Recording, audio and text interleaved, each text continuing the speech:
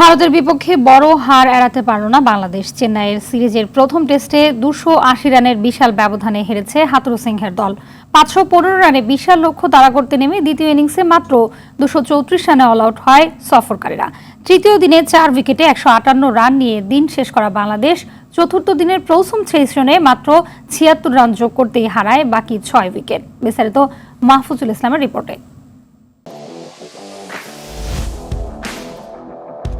Record রানের লক্ষ্য তাড়া করতে নেমে জয়ের স্বপ্ন দেখাটা বিলাসিতা। সে বিলাসিতায় গা ভাসানোর, দম্ভ দেখানোর সাহস করেছিলেন কেউ কেউ। বাংলাদেশের ক্রিকেটাররা যেন সেই সব সমর্থকদের চোখে আঙুল দিয়ে দেখিয়ে দিলেন এটাই বাস্তবতা। দিন শেষে হার 280 রানের বিশাল ব্যবধানে।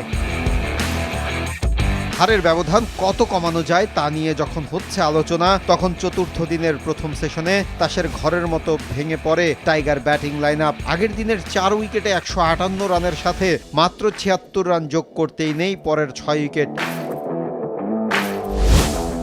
আগের দিনে 51 রানে অপরাজিত থাকা শান্ত এদিন থেমেছেন 82 রান করে। তার সঙ্গে সাকিব আল হাসান থেমেছেন 25 রানে। এরপরের ব্যাটসম্যানদের ছিল বড্ড তাড়া। পরের 5 ব্যাটসম্যান মিলে করেছেন 21 রান, ছিল না 2 অঙ্কের কোনো স্কোর।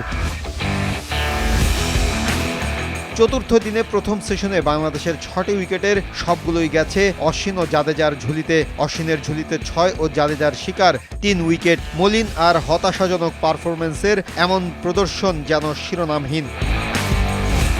27 সেপ্টেম্বর সিরিজের দ্বিতীয় টেস্ট। মাহফুজুল ইসলাম, RTV।